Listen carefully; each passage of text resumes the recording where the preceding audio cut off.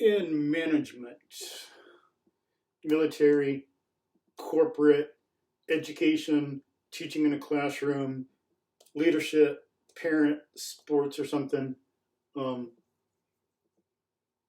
There's principles we can learn from different areas. That's one thing we should do. Learn some logic, learn some philosophy to help us see what's going on. To be a good coach, okay, to be creative in general, no one is ever creative by sticking in their little area and sticking in their box. Creativity is bringing new things into play, thinking outside the box, making connections other people haven't. The way we're going to do that is by contrast, being creative, doing something different, looking outside the scope, having different levels of classification involved instead of sticking to one thing. So that's where logic is important. Classification is part of logic. So classification, you're doing something and you're a manager, whatever the case may be, as I say, parent, teacher, coach for a sports league, coach for a professional team, marketer, whatever, military. So you're doing something, but think about different levels of classification. Or I'll put Y for like you. There's you. What about managing in that area? What about corporate levels of management and leadership? What about military? What about education? What about nonprofits? What can you learn from these? We got different places where something similar is going on. We're not just sticking a thing where you are in your position and talking to other people with the exact same thing. Do that, of course, yes. But as I say, what about a higher level of management or lower? What about corporate management in general? What about going to a different area or field entirely, at the military or education, nonprofits? What about, even more abstract than that, going to like leadership in general, management or leadership, or even more general, human relationships? Even more general, being a human. What is consciousness? What is reason? How do we think? Our consciousness is what can communicate to another consciousness. What is this thing that's communicating to some other thing we call a person? And then when we get into that, to see how we function conceptually and get to the root in the machinery, we need to study logic, concept formation. Okay, there's like the fallacies, we need to know that. Ad hominem, ad baculum, stuff like that. What mistakes can we make and that are common? Like groupthink, social pressure, forcing someone by intimidation. What are the mistakes people make that lead to, and it's not an academic issue, that look at human history, that leads to like a lot of injury and destruction. It's serious stuff. Fallacies are not just academic. It's serious, those have serious consequences in like law courts and stuff. But fallacies, some deduction. What are arguments? What are some basic things about how we build ideas and build arguments? But then even more fundamentally, deduction is parasitic on induction. So deduction uses generalizations. How do we form a generalization? What even is a generalization? So, and then thoughts, propositions, claims are made up of concepts. So what is a proposition?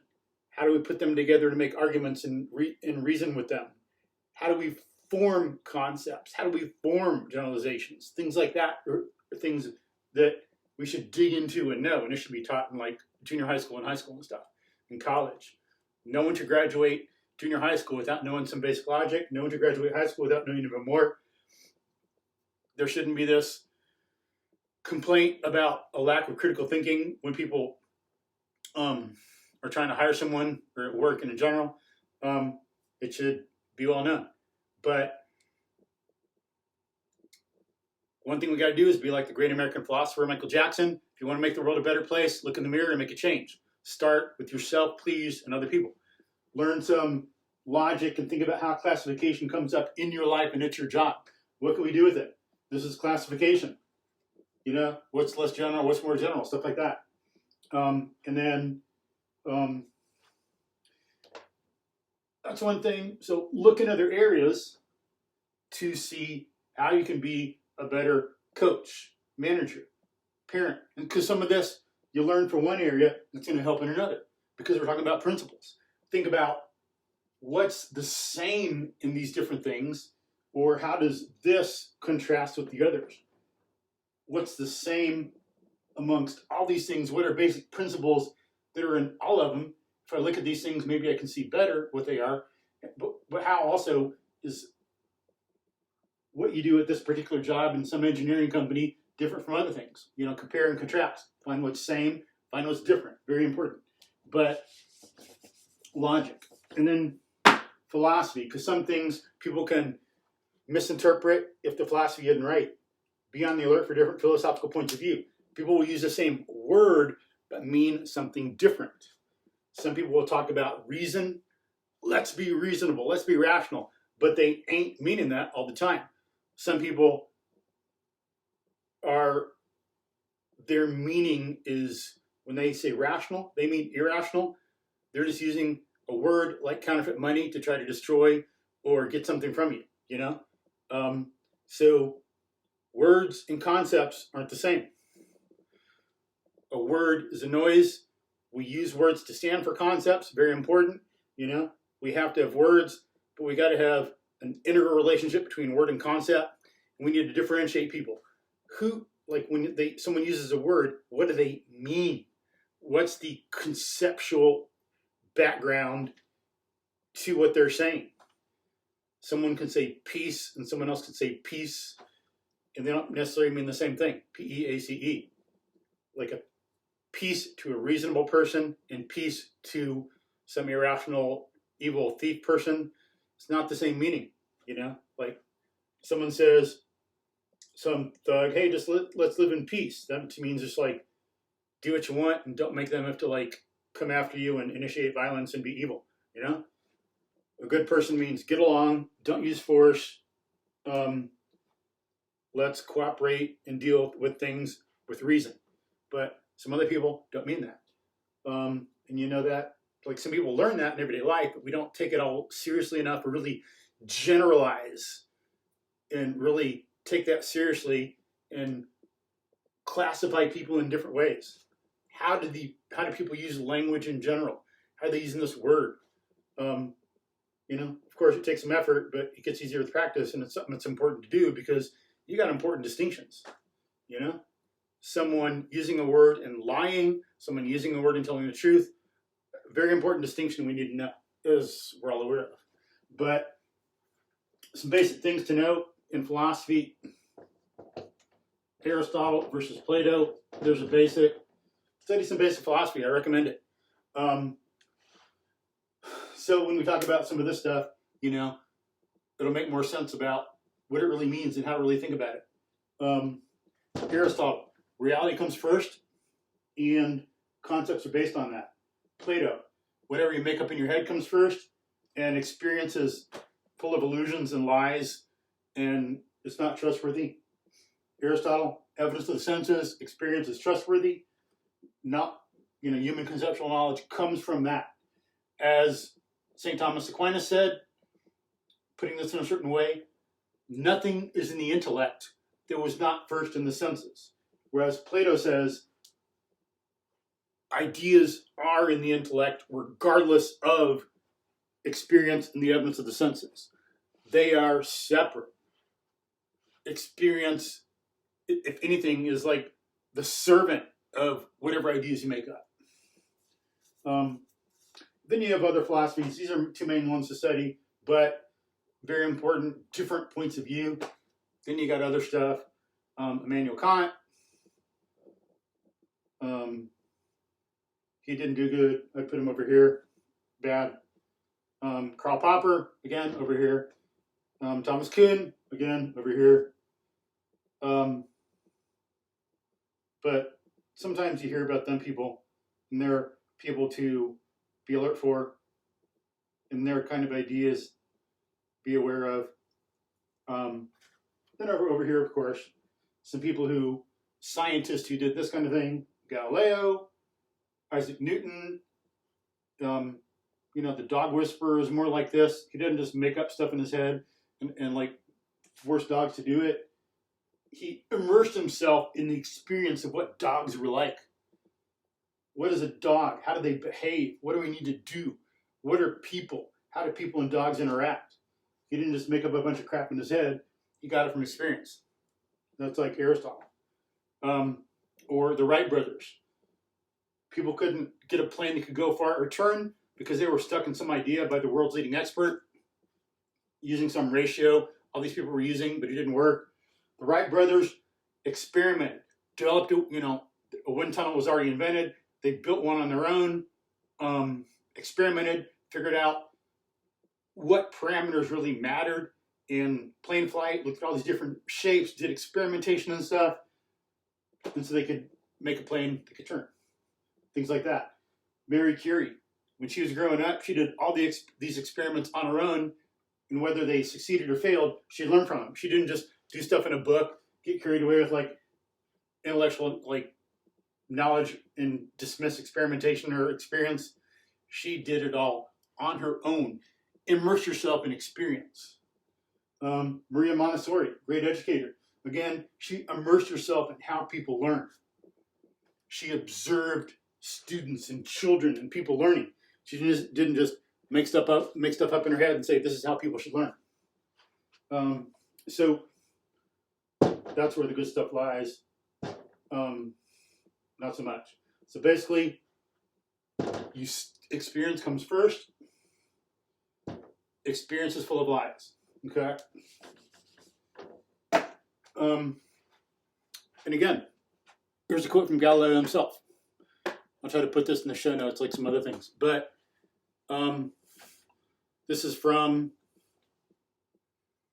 a book called Discoveries and Opinions of Galileo. It's translated by Stillman Drake. And this quote is from the second letter of Galileo Galilei to Mark Wessler on sunspots. He says, quote, I should even think that in making the celestial material alterable, I contradict the doctrine of Aristotle much less than do those people who still want to keep the sky inalterable. For I am sure that he never took its inalterability to be as certain as the fact that all human reasoning must be placed second to direct experience, unquote. Amen. So, once upon a time, some people thought everything in the heavens was permanent and forever and eternal and never changed. And so Galileo is saying, yes, things in the heavens do change. They are like stuff on Earth. There are sunspots, and the moon is not some perfectly spherical crystal thing. It's made of something with valleys and peaks on it, and like things in the heavens aren't permanent. They're just like things on Earth. And Newton here, in the Rules of Reasoning, in his great book, The Principia, he says, we are to admit of no more causes of natural things than such as are both true and sufficient to explain the appearances. Therefore, to the same natural effects, we must, as far as possible, assign the sign causes. The quality of bodies, this is rule 3, which admit neither intensification nor remission of degrees. Well, I'll skip this one. Okay, rule 4. In experimental philosophy, we are to look upon propositions inferred by general induction from phenomena as accurately or very nearly true, notwithstanding any contrary hypotheses that may be imagined. Unquote. And then there's some more. But notice he's based on causality, not making stuff up in his head. And he says the way he calls it experimental philosophy. That's what was done at the time. It's physics, as we call it now. But we get conceptual knowledge from phenomena, from actual things, from individual things we observe. That's what he means. We generalize from things. We don't just make stuff up in our head. He's committed to reality as Galileo was and as Aristotle was. So there's a certain view of the world, of how we think and how reason works. So notice for Plato, he's about being rational and being an advocate of reason, but he means something that is divorced from experience and the evidence of the senses. That's important to know. That's how some people function, in part or in whole. Sometimes it's like kind of as much as possible, but it can't be too much, otherwise they go crazy. But sometimes it's in certain areas. They might have a Platonic influence, like a lot of people do in math.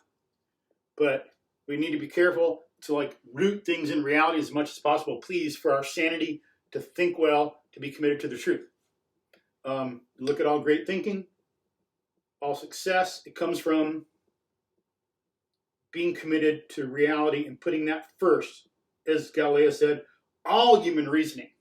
All human reasoning. That's a generalization, that's an induction, that's a proposition. We can look at it and develop that on our own. Right there, he's giving an induction. All human reasoning must be placed second to direct experience. And it comes out like in the military, like in Dixon's book on the psychology of military incompetence. Like he says, something I talked about before, page 159, at least on this book I have here. Some things he says that characterize military incompetence are a fundamental conservatism and clinging to outworn tradition, an inability to profit from past experience, unquote. So, and you can think about more generally than tradition. It's not just clinging to certain traditions, but clinging to an idea like Plato, out of touch with reality, not profiting from experience. That's a basic idea. We see some keywords here. And once you know some philosophy, you know Aristotle and Plato, it's like immediate. You make the immediate connection that that's what's going on here. And that's so important. And that's what makes for military incompetence. In other words, for a lot of people dying, for losing battles, things like that. Like he says here, number one, you know, you think about here, and like I just said, it caused a lot of deaths. Number one, quote, or first, remember this is like characteristics of incompetent military leaders and what happens. So, quote, a serious wastage of human resources and failure to observe one of the first principles of war, economy of force, unquote. So, you know, people are dying. You're wasting human resources. You're wasting human lives. So, and number two, like I say, you learn from experience. That's what a good manager is going to do, a good engineer, a good scientist. You don't cling to outworn traditions. That's what makes someone fail in part as a scientist. Someone might be good as a scientist in some respects, like I say, but they have some bad ideas in another. They're kind of Platonic in another area of physics, and so they're going to fail in that respect. They're clinging to an idea divorced from experience. And part of this comes out from education.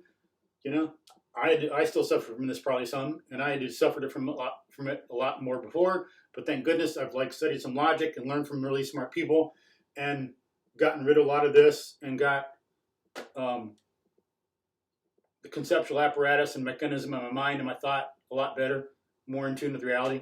We all have more to learn, of course. I'm not perfect. Besides, you know, we only have so much time and effort to put in things, and even when we know some things, we still have to do more work on it. Like we could all be more fit, we could all sleep better, we could all eat better, stuff like that. But we want to look at experience and have our reasoning sticking to that, and not stick to ideas regardless of experience. And here, number 3 about military incompetence, quote, a tendency to reject or ignore information which is unpalatable or which conflicts with preconceptions, unquote. Straight up Plato. Experience is full of lies. You can't trust it. Experience is illusory. It's full of lies. Can't be trusted. That's straight up Plato right there. That's some of the philosophy, some of the philosophical beliefs, explicit or implicit, of bad military leaders.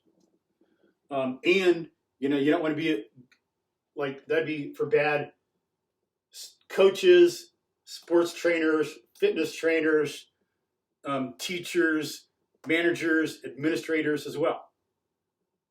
Or, this is something we want to avoid as a parent.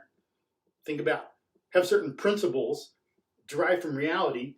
Think about who your child is and work with that, of course. Get some principles and some generalizations that were developed rigorously from reality, as Newton talked about. And then we always got to be sticking to experience and learning from experience. So, as Galileo said, all human reasoning is placed second to direct experience. We're humans, we have to reason, we have it, try to get rid of it, we're a rock, we're denying our nature. We can't get rid of reasoning because it's part of our consciousness. It's not some separate thing, it's integral to us. It's just a matter of how we use it or not, and how much. It's just our consciousness. And other things he says here about that kind of thing. Another aspect of military incompetence, and again, this would be like managerial or sports or anything, quote, a failure to make adequate reconnaissance, unquote. This would be like someone going into a fight. I don't need to know like what I'm doing or anything. I'm good. Or, like in MMA or whatever. Or someone doing a market campaign. I don't need to do any experiments or like doing your research. I know what to do. Just out of touch with reality. Things like that. Or like people, you got to do like what people call in the military, have boots on the ground. When people don't make adequate reconnaissance, people die in the military. It's serious. And, without adequate reconnaissance in other areas, people can die also. Bridge collapses, disasters, food recalls, stuff like that. We need to make reconnaissance, research, look at reality, think. It's important for management in general. We see this, we read this in a book about military incompetence, but this is like something in so many other areas of life too. Parenting, teaching, classroom management, make adequate reconnaissance. When you're managing, if you're a manager and you have other managers below you and they're claiming something about an employee, adequate reconnaissance. I don't care about someone's claim, someone's idea in their head. Prove it or shut up. Put up proof or shut up. We need reconnaissance. Look at the facts. Dig into things. Have boots on the ground. Don't just have some idea in the head. Or with, when we have, that's like, this is a great idea. Let's do this. No, reconnaissance first. Maybe if you're experimenting, and you want to see if it's right or not, but make sure you have some idea you might think is good or something like fad. Experiment, see if it works. Assess it properly and get rid of it if it doesn't, please. And then some other things relevant here. 10, quote, a belief in brute force rather than the clever ruse, unquote. 11, quote, a failure to make use of surprise or deception, unquote. 13, quote, suppression or distortion of news from the front, usually rationalized as necessary for morale or security, unquote. And these are going to be in the description, so you can look at them if I am talking too fast to retain them, or you can play it over again, and you can read them in the description field, as I say. So, in the military, You need to do things different. You need to be ahead. And part of this is just, surprise or deception. In some areas, we don't want to use deception. It's unethical, it's dishonest. But military is life or death. So that's an entirely different context. But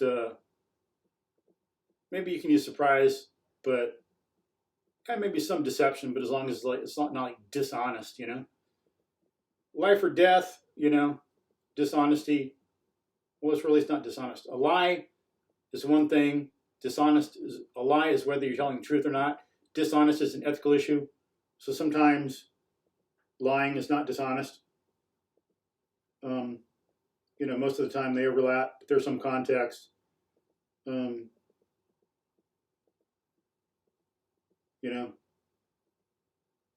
Someone breaks in and asks if you're a certain person because they want to kill you, and you lie, but I wouldn't call that a breach of morality. That's not dishonest. It's a lie, but hey, it's like ethics is about things to sustain your life. It's a certain context. It's to sustain your life. It's to live. It's to be true to reality. And in a context where someone's out to kill you for no reason and they're being irrational and all that, well, that's a whole different game. But surprise or deception, it's using thought, reasoning, considering the other person's point of view and all that. Not being irrational. Because to do some of that, you got to look at reality. You've got to dig into it.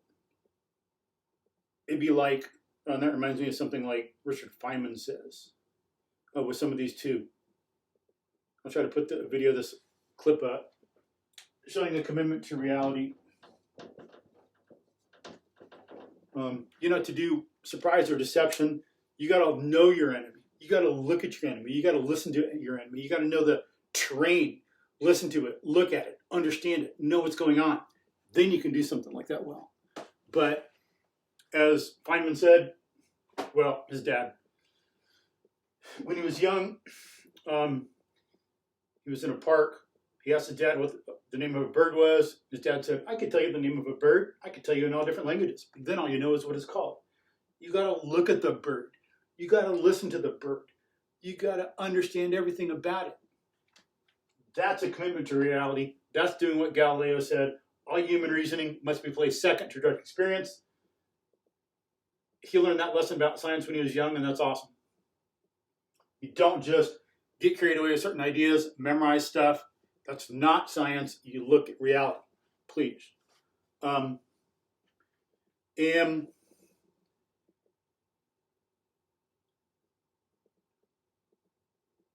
so, in certain things, you want there to be some surprise, some deception sometime. And that can help you in certain contexts. Sometimes, this doesn't quite apply. It can help you. Well, it does help you win. Then you're using thought instead of just brute force, being mindless, trying to apply an idea to reality regardless and trying to make reality obey you. To do some stuff like this, a clever ruse, surprise or deception, you need to understand reality and some psychology of your opponent and all that stuff. And then suppression or distortion of news from the front, usually rationalized as necessary for morale or security, unquote.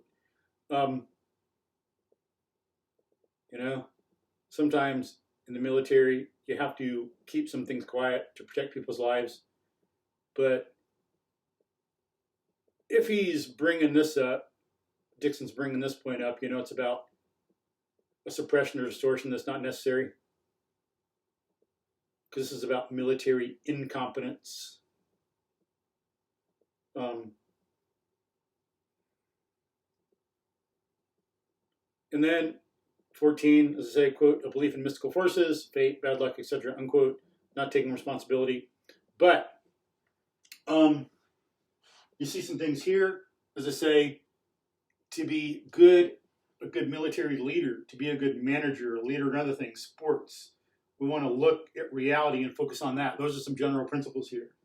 And notice how to do surprise or deception, to learn the clever ruse, to be decisive, and to know when to, quote, push home an attack, unquote, and to be focused on the world and not just someone's outworn tradition or preconceptions.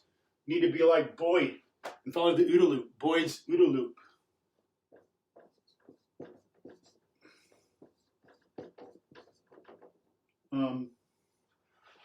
Forgot his first name or last. I'll have to put that in the description field. But observe, orient, decide, act. Observe, orient, decide, act. It's a loop. He studied fighter pilots, developed this, and looking at principles of what successful people do. You observe reality. You put it in context of what you know. You make a decision and you act on it. That changes things, so everything has to happen over because you're focused on reality. This is not Platonic. This is straight up Aristotelian because experience is to come first. You're deciding and acting and drawing conclusions based on what happens in the real world of experience, not whatever's in your head. Observe something going on. Orient, as I say, get the observations, put them in context of what you know and what's relevant, make a decision on what to do, act on it, and then see what happens. You observe how things are after you act. You put it in context again, you make a decision, you act, you see how that changes. Because when we do something, that affects how other people act. Things are going to be different in the world once we've done that. Or in fitness, you're running along, you're out in the real world, not just in a gym. Gyms are good, but outdoor fitness is much better, much more complex, much better for you, a lot more decision making going on. Challenges more aspects of your brain, you can do so much more. Sometimes you can't deadlift as much, it's hard to you can do good stuff with a bar in a gym, recommended, but man, get out, so important. But you're out running, man, when you're on like a flat surface in contrast, you're on a treadmill, you don't have to do much of anything, you just tune out. When you're out in the real world, you got to be observing all the time, putting it in context of the environment, orienting, deciding, and acting, and then it's like a constant loop, not necessarily a loop, but man, you're just doing it constantly all the time. Things are constantly changing. You go out in gyms, same flat walls and stuff, same lighting, same air, same temperature, very little variation.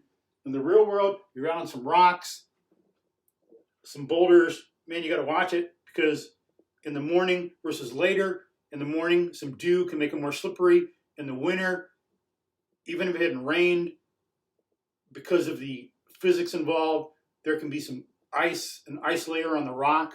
So you can't do the same thing you can as in the summer. Or even in the summer, your feet get a little wet because you're sweating, at least if you go barefoot, as I do, And then you could slip on the rock and all this. You got to constantly take into account and make these decisions of what's going on. So that's why it's so beneficial to your thinking and adaptation and being anti-fragile, being resilient. You got to constantly observe what's going on, constantly orient, constantly decide, constantly act, all these different things. It's like multi-loops going on. Sometimes you start one loop and spin it off, and then you got to have another one, and so on. But this is coming up a lot, Or you do something in business, You observe what's going on. You got to orient yourself or with the team, make a decision, act on it. Then how do things change? You can't just be Platonic and say, oh, we act on it and this is the solution and it's going to be the same for all times. You need to keep alert to what's going on in reality. Kind of like what the lean startup does. See, this ties together. Connect, connect, connect.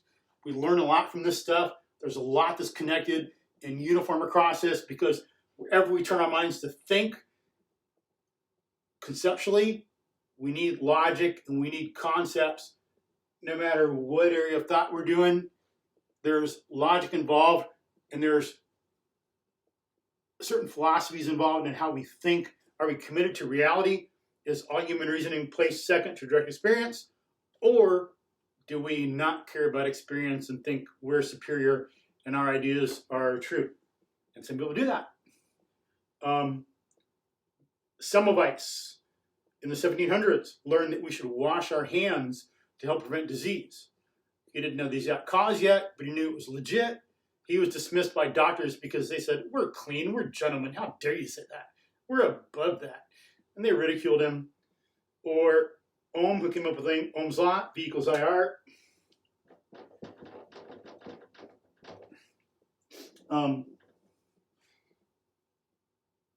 High school teacher in Germany figured this out.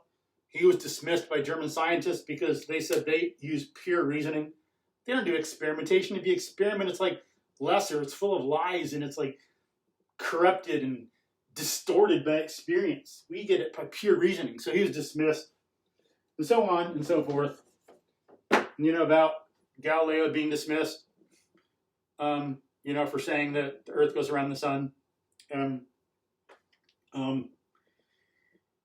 There's other cases like that, but it's through the centuries. You'll see that it's still with us today.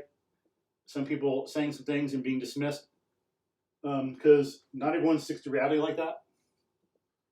This is about observing and putting reality first, not having some action and thinking reality is going to obey. So again, that's where philosophy comes up, and it's important. It's important to be aware of some of this. Military incompetence in this list, Platonic, philosophic, beliefs and outlook on life and fundamentals. And then the opposite of this stuff, good military leaders, good managers, good coaches, they're going to be more Aristotelian and focused on reality. But this comes up, it's like in the lean startup. Lean startup, you experiment. It's like using some scientific methods of management and business, getting some things from science and applying them here. So you might have some marketing campaigns you do. We'll call them A, B, C. And maybe you got a certain product, and this is to a certain age group, like 18 to 25, and this is 25 to 33, and this is 33 to 40. And you see which one works, who likes your product most. Maybe this group does, and these groups have very little concern about the product. And so you observe, orient, decide, act. Do an experiment. Observe. Analyze the results. You orient. Make a decision, act on it, go forward and do it again. You got this information. It may be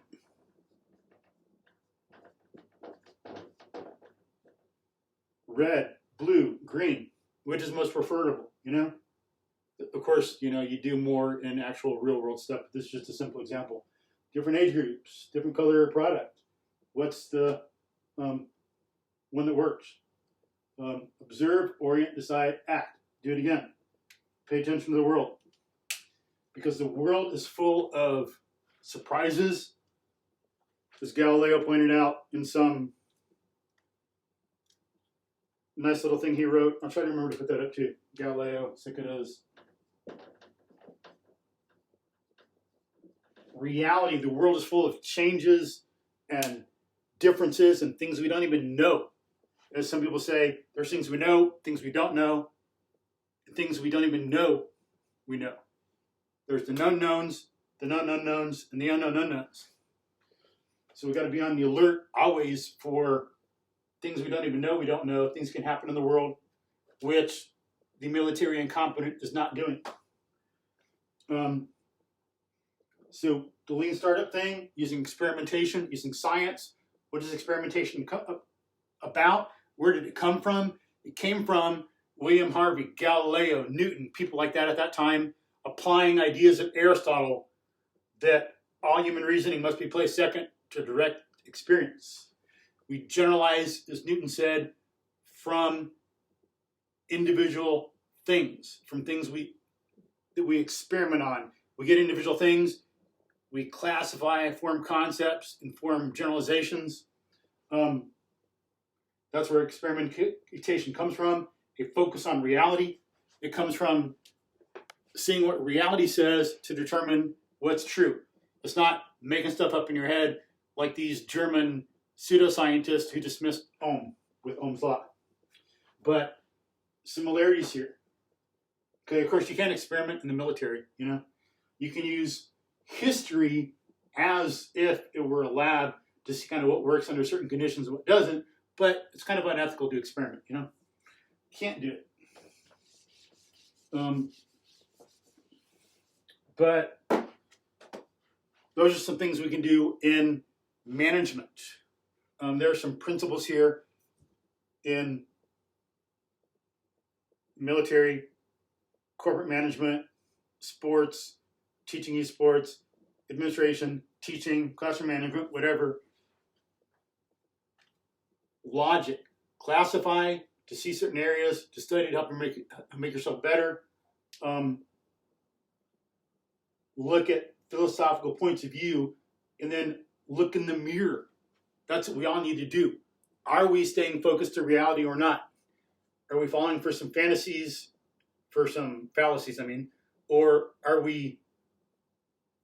did we learn something from a long time ago when we were young that before we were fully like volitional and conceptual and adult, do we have some mistaken beliefs that we've carried forward in the past that now we can, as an adult, like identify and analyze and fix?